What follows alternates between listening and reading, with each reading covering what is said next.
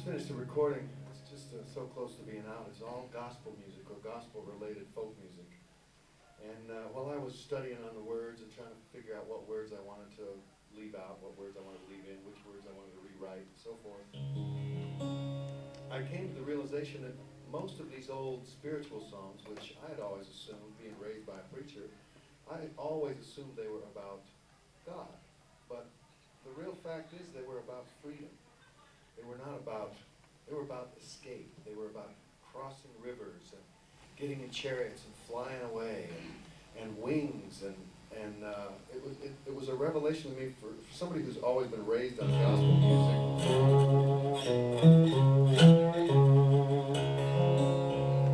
I was surprised that I'd been wrong all those years. And this is one of the seminal songs. This is a song that belongs to all of us. As Americans, we have a great wealth of traditional music.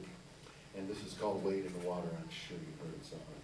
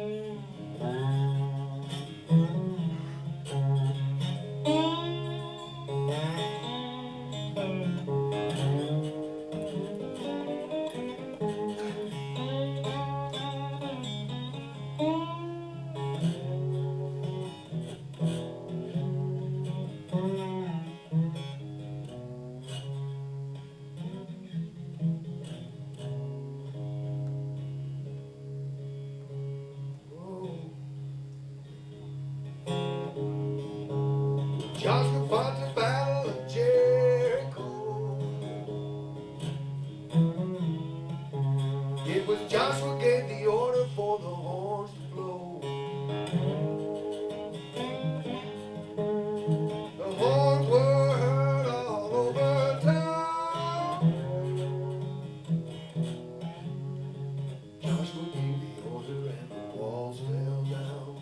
Joshua gave the order and the walls.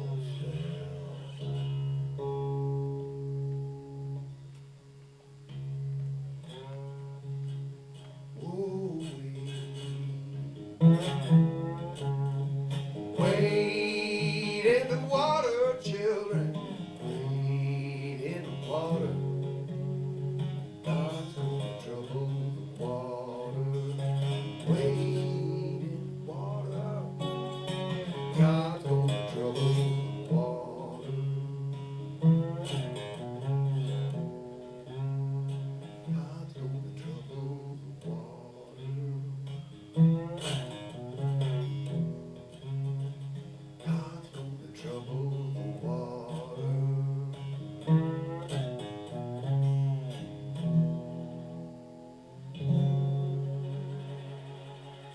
Thank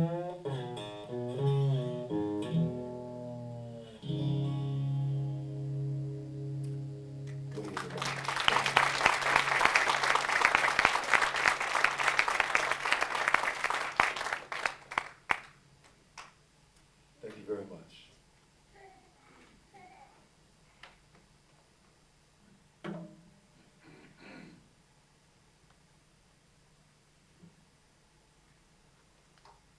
While we're on the subject, I may as well do another one of those songs.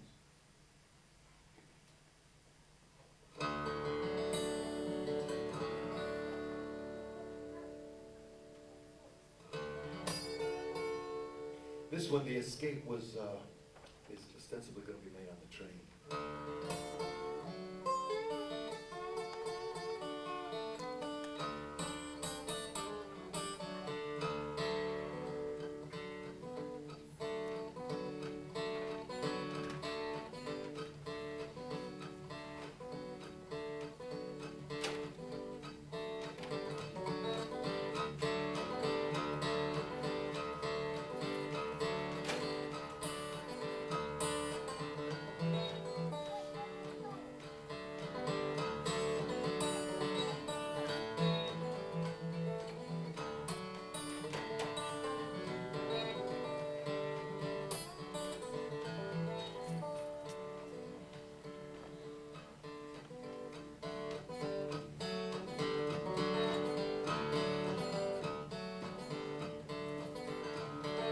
This train don't care no gamblers. This train don't care no gamblers. This train don't care no gamblers, no crap shoes and midnight ramblers. This train is bound for glory. This train is bound for glory. This train is bound for glory. This train is bound for glory. Don't carry no one but the righteous and holy. This train is bound for glory.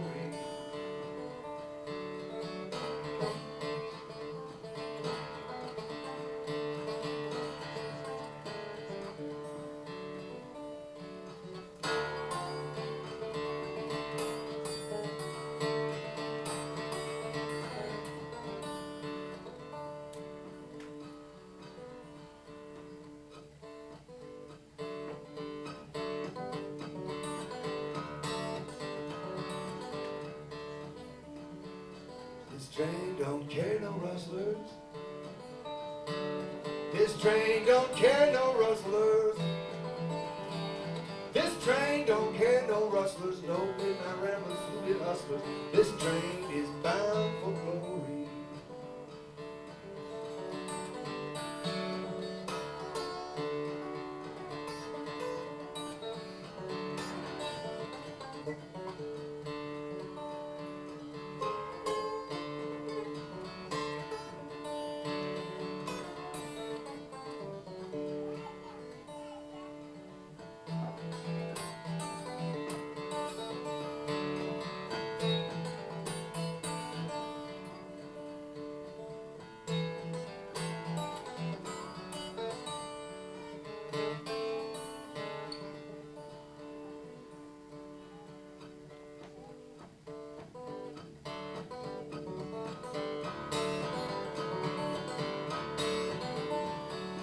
This train is built for speed, now this train.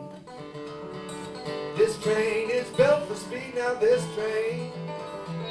This train is built for speed, it's the fastest train you ever did see. This train is bound for glory. This train is bound for glory. It don't carry no one but the righteous and holy. This train is bound for glory.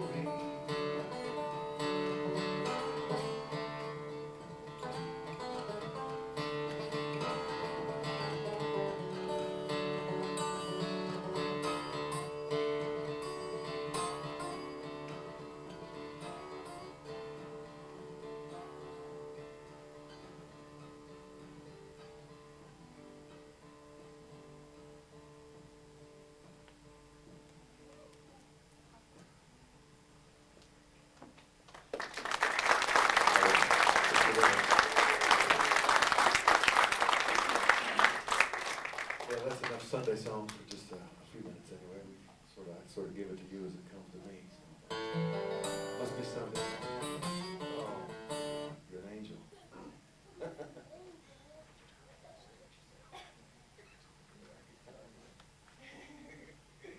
Peter, I appreciate it. We set up so fast. I think we set a world record. Yeah, it was if pretty only quick. The record keepers had been here. That's right. We'd be in the Guinness would be right there. Cheers. Anybody else is thirsty? I think there's enough. It's nice to see some children here. You know, we tend to live our lives in nighttime a lot of times, and you know, most kids are in bed. Well, while I'm in this tuning, I want to do a song from a record I made a few years back called Dirt Roads, and I tried to take songs again from the era before commercialism sort of set the parameters of what was and what was not a blues song. In fact, in the early days, the term blues really didn't have the meaning that it has now. But at the same time, I always write a lot of, I'm pretty much constantly writing songs, and sometimes they sound very traditional. And this one is based on a restaurant. Well, restaurant's kind of a loose term for this place. It wasn't really, it was a place where you could eat. And it's in the Mississippi Delta. If you've ever been to Mississippi, where the cotton grows, you may have been through Shelby, Mississippi. It's just north of Cleveland, Mississippi, and south of Marigold, Mississippi. And you drive actually through Shelby, Mississippi, but there is also a west Shelby, Mississippi, which is just on the other side of the railroad tracks. And I had some friends who, these guys were, in Mississippi there's a sort of a royalty system there. They have the cotton planters, and over the previous century or so, they rose to this rank of almost a royal group, and everyone else of all colors. There's a lot of Chinese people there, a lot of black people there, but these planters were the kings and the dukes and the princes and all that. And then as mechanization and you know, technology has changed things, all of their sons, who now are about my age, 50 and under, have become, they were sort of people of leisure. They really didn't have to work as hard as their parents did, and yet they were still born into this sort of gentry system down there. But a lot of them are just crazy as they can be. They drink way too much. They got way too much land, way too much time. And they're very often educated in Europe, and they're very interesting people, but a little bit after the sun goes down, they get real crazy. And I knew some of these guys. I used to be a little crazier, and so I would hang out with these guys. One of them, in fact, had the highest bar tab I'd ever seen. And he was such a jerk in the bar. I asked the owner of the place why he put up with him. I mean, these are the guys that all have two first names at least. His name was Jimmy Lee. And I said, why do you put up with Jimmy Lee? He's just such a jerk. He comes in here, he breaks things, he throws drinks on the floor. And the owner of the bar said, oh, he's my best customer. And I said, well, still, he's just a, I mean, he's a pain. He bothers everybody. He says, no, he buys drinks for everybody. He says, look at this. And he showed me his bar tab for the last month. It was $6,000. And, well, which, if you're a bar owner, that's good. But not only was there a lot of whiskey and beer and that sort of thing, I mean, there was a couple of bathroom doors, there were tables, there were chairs. There's one of those pylons in the parking lot that he, you know, didn't see one night, I guess, and ran over. So he replaced all. It didn't matter. He just wrote a check every month.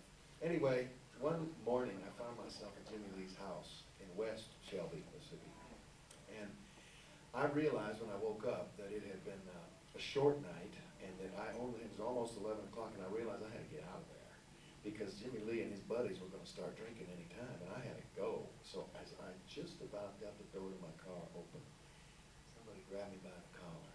Guess who? Jimmy Lee says, hey, you can't leave now. We're going to go eat.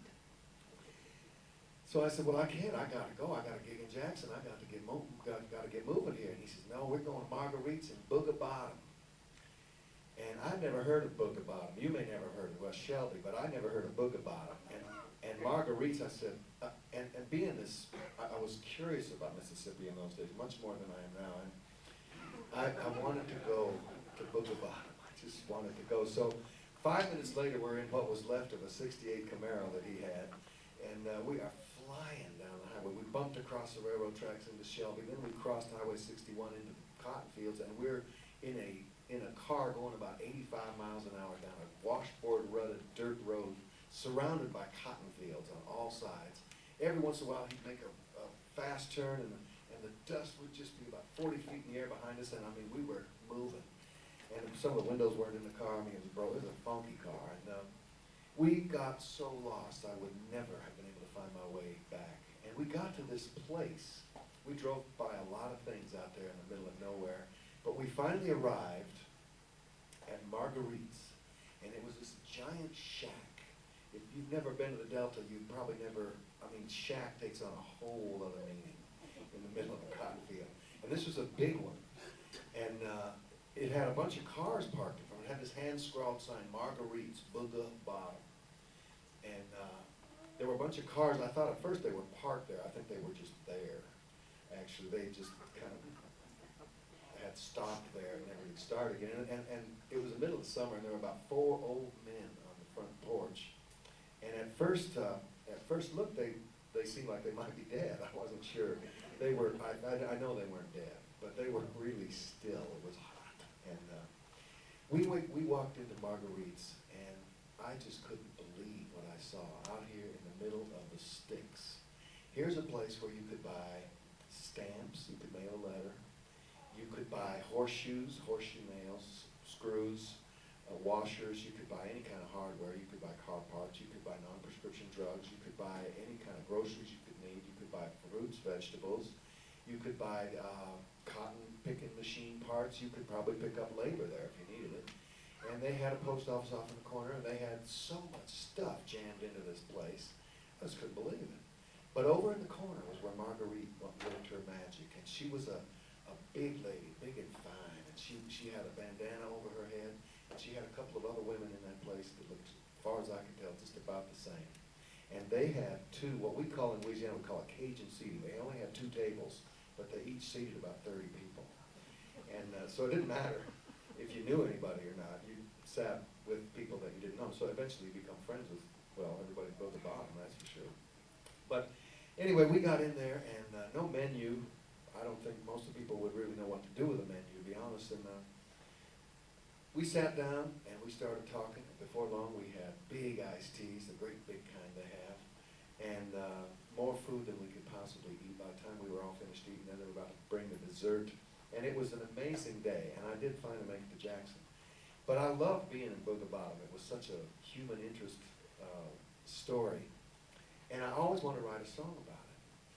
But I just couldn't bring myself to sing the words Bottom. It just doesn't swing, kind of. And so eventually, when I recorded Dirt Roads, I put together a song that is about Bottom, Now You Know, and I called it the Yazoo Bottom Mess Around, because somewhere in that wild ride, we crossed the Yazoo River. So.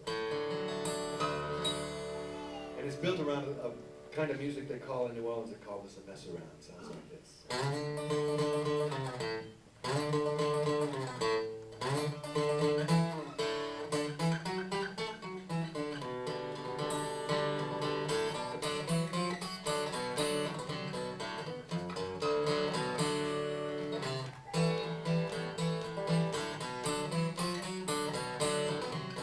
That's a mess around, all right. Look at that mess around.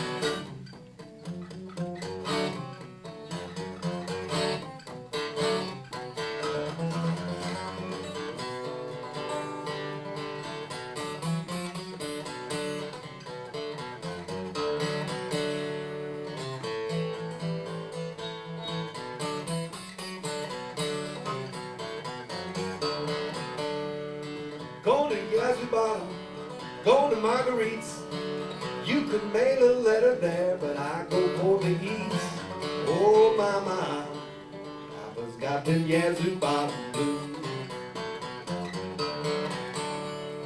Yes, my, Papa's got them Yazoo Bottom blues. She could bring you whiskey, she could bring you tea. Anything she serves out there, well, it's all right with me. Oh my, Papa's got them Yazoo Bottom blues. Yes, my, Papa's got them Yazoo Bottom blues. Play it now.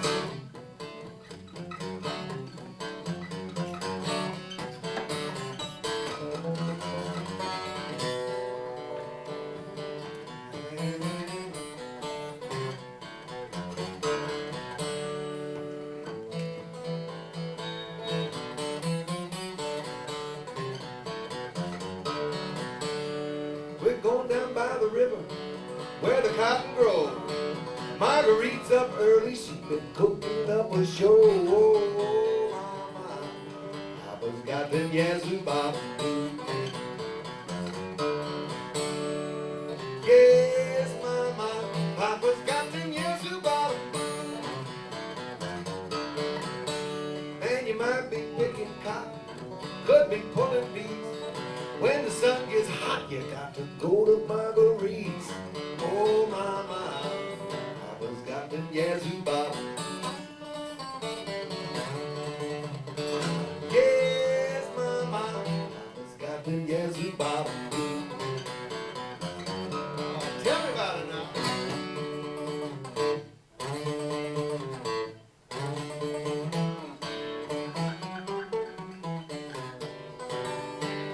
Papa's got them Yazoo Bottom. Yes, mama, Papa's got them Yazoo Bottom. Yes, mama, Papa's got them Yazoo Bottom.